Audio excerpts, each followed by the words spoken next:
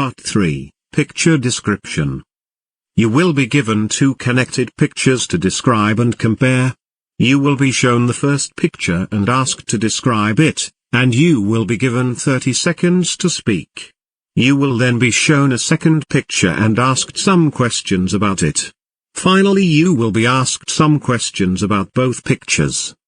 Candidates are shown a picture and are asked to describe it with as much information as possible. Candidates have a maximum of 40 seconds to speak. Candidates are then shown a second, related picture and are asked scripted questions about it. Candidates are then asked to compare the two pictures by responding to scripted questions from the examiner. The scripted questions make the task interactive. Candidates then take part in a discussion of general aviation topics related to the set of pictures. Overall, the part lasts 9 to 10 minutes. Example questions following picture description. Let's now discuss emergency situations. Describe, when is a situation an emergency situation? Explain, how might a scenario like depressurization be caused? Advise, how would you suggest the aviation industry eases the anxiety of some passengers? Now I'm going to show you a picture. Please describe what you can see. You have 30 seconds. In this picture, we can see in the immediate foreground a fire engine, and beyond this fire engine, we can see the stair trucks used in the airport to let the passenger get on a plane, and in the and beyond the stairs we can see an Airbus A320 that has a blue stripe and a green stripe. And okay, thank you. Now look at the second picture. I'd like to ask you some questions about picture B. Okay. What is the passenger doing? The passenger are being evacuated from the airplane. What type of situation is this? This is an emergency. I think that is an emergency because on the ground we can see many firefighters that are waiting for the passengers to rescue them. What do you think will happen next? I think that the passenger will be rescued by these firefighters, and maybe in cases of worst disease they will be brought to an hospital. Both of the pictures show emergency training situations. What are the main differences between them?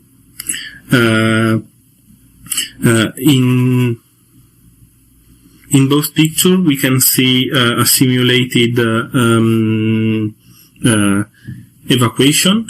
The differences are that in the first picture we can see that they used stairs, and in the second picture they used I don't remember the name, a faster way of evacuating the passengers. In the first picture we can see many firefighters, but only pilots and flight attendants, whereas in the second picture we can see 4 firefighters that are waiting for the passenger. What's the same about them?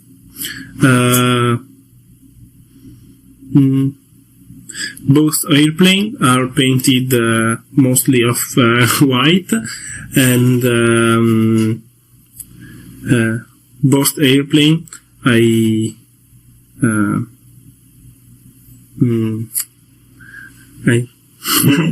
In your opinion, which situation looks more serious? I think that is more serious the second situation, because they don't use the stairs, and they used a faster way to evacuate the airplane. Part 3, Discussion. You will take part in an interactive discussion of general aviation topics related to the pictures, and how aviation affects the wider world. The examiner will discuss these topics with you to allow you to show your ability to give opinions, speculate about the future and justify your ideas. Listen to the candidate taking part in the discussion. Let's consider emergency situations in general. When is a situation an emergency situation? Can you repeat the question? Yeah, so when is a situation an emergency situation? When something that is a non-routine situation happen.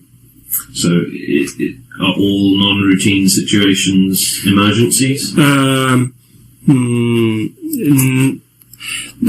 All the emergency are non-routine situation, but not every non-routine situation are emergency. So when does it become an emergency then? When you are risking when the safety of a flight is in danger and you cannot provide for a safe flight. Which emergency situations should passengers be most worried about, do you think?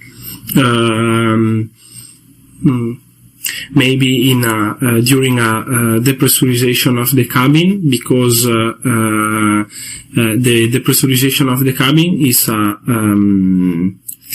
an episode you can understand that something hit the airplane, and maybe there is a hole in the airplane, and the structure of the airplane is no more efficient.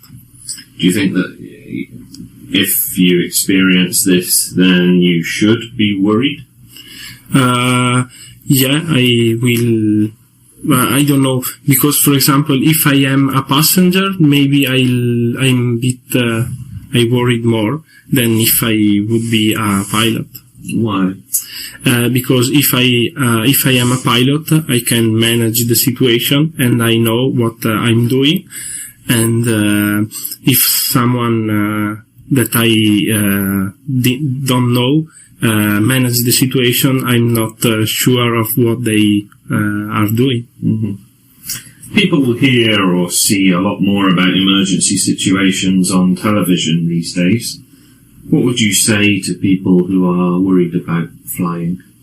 I think that flight, catching an aircraft is the safest thing in the world. Also because we can see that in last years only one or 2 or 3 accidents happen, and instead, whereas in, for example, every Saturday night and every week, many accidents happen in the roads and in the highway, and the same also for the rail and if you catch a bus. Why is it so safe? Because after every accident in the history of the aviation, the inspectors find out what were the reason of that accident, and they introduced new rules to avoid a repetition of this accident. Let's think about depressurization again. What can cause depressurization? Depressurization can be caused by an object that hits the airplanes, and maybe it broke a part of the fuselage, or maybe one of the door is not well closed, so you will lose some pressure inside the cabin, and something and other causes. How is this different to other emergency situations? During a depressurization, you must descend rapidly, because the airplanes fly at an altitude of 30,000 or 40,000 feet, and there you can't breathe, so you have to wear oxygen mask, and the pilot has only 5 or 10 minutes, I don't remember the exact time, to descend at an altitude where you can breathe. Is that dangerous if the pilot has to make such a rapid descent? Maybe if the pilots do an rapidly descent, you can feel not so good, but in that moment I think that you will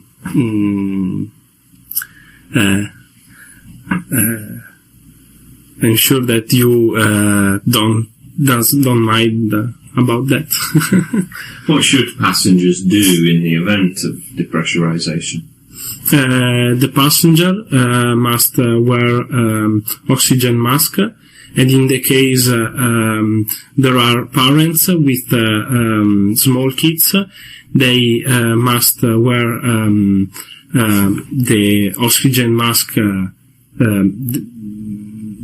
first the parents, and then you have to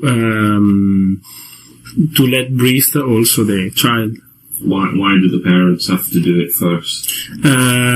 Because at that altitude you can feel the hypoxia. That is a problem you can find when you can breathe normally. You can't breathe normally. Okay. Thank you very much. That's the end of the test.